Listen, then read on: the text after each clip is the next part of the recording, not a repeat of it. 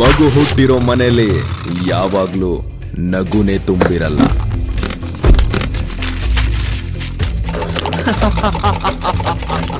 ಸಾವಾಗಿರೋ ಮನೆಯಲ್ಲಿ ಯಾವತ್ತು ಕಣ್ಣೀರು ಶಾಶ್ವತ ಅಲ್ಲ.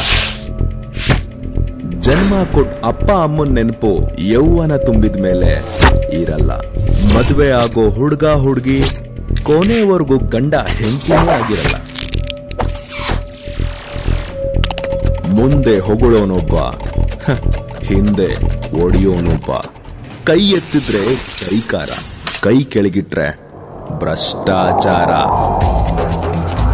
ಬಣ್ಣದ ಮುಖವಾಡ ಹಾಕೊಂಡು ಬಾಳ್ತಾ ಇರೋ ನಮ್ ಜನ ಇಷ್ಟಪಡೋದು ಸುಳ್ಳಿನ ಪ್ರಪಂಚ.